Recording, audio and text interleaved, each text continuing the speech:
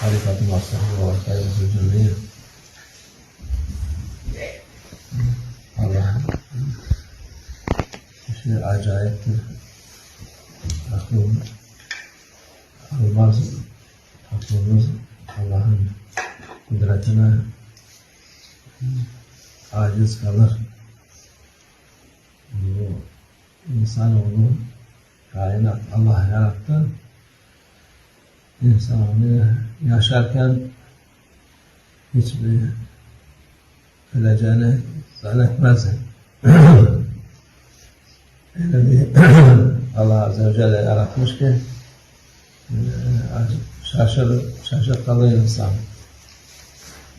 Bunu söylüyorum çünkü bugün Hazreti Hacı annemiz Cemile Hanım 16 sene olmuş vefatına, intikalına dünyadan. Günler çabuk geçiyor.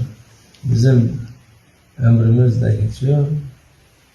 Biz de ahirete yaklaşıyoruz ama insan durduğu yerde hiç bunu 90 yaşında olsa, 100 yaşında olsa bile gene Allah öyle bir insanı yaratmış ki o saat bile insan aklına gelmiyor. Yani insanların çok nadir olan şey olur, o da sayılmaz. Allah'ın azameti budur, kudreti budur. Başka izahı yok. Hacı annemiz Allah rahmet eylesin. Yani tarikata, İslam'a, müritlere çok büyük hizmetleri oldu.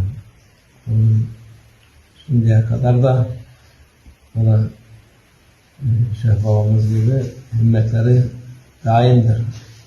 Evliyaların himmetleri vefatından sonra daha da kuvvetlenir.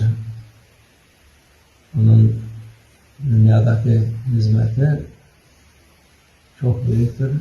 Çok insanlara faydası olmuş. Şimdi de faydası oluyor Allah'ın izniyle. Onun sayesinde insanlar Allah'ın sevdiği kullar olduğu için o sevenler o muhabbetten dolayı onunla beraber olurlar inşallah. Çok merhametliydi. Bu savaşları, fitneleri hiç sevmezdi.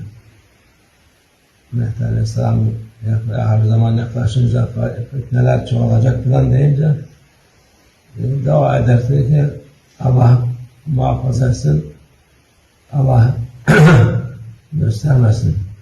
Onun için bu fitneler zamanla kalmadan irtihal ettiydi.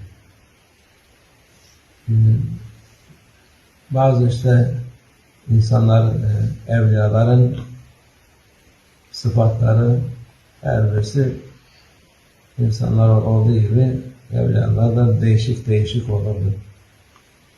Onun bazıları karışmaz. Hiçbir şeye karışmaz. Allah'ın dediğini yapacağına hiç edep dışı sayar, karışmak. Bazıları da Allah'ın nazlı kulları, onlar da dua eder ki Allah muhafaza etsin, Allah fitneleri uzak dursun. Yani böyle evliyaların da şanları, halleri böyledir. Peygamberimiz de onun zamanında öyle büyük bu kadar fitneler olmamıştı. onun duasının bereketiyle Allah'ın izniyle, ama ondan sonra da ver yansın oldu. Allah muhafaza etsin hepimizi. Allah onların sevgisine mazhar olan, Peygamber Efendimiz'ine mazhar olan, ona okunan Kur'an hatimleri var. Bir de bugün geçen sene bir kaza sonucu eski ihvanlardan sonradan Müslüman olan ihvanlarımızdan, o da Abdüşşakur Efendi İsviçre'de kaza sonucu rahmetlik olmuştu. Ona da bir hayli hatimler var, Kur'anlar var. Hepsine Peygamber Efendimiz'in o bir de müdür ihvanlarımız, cümle okuyanlar için kimler varsa vefat eden merhum rahmetlilere ve Peygamber Efendimiz'in başta olmak üzere meşayihlerimize, onlarına okunan Kur'anlar, hatimler, Efendimiz'e okunan hatimler kabul olsun inşallah. Onlara vasıl olsun.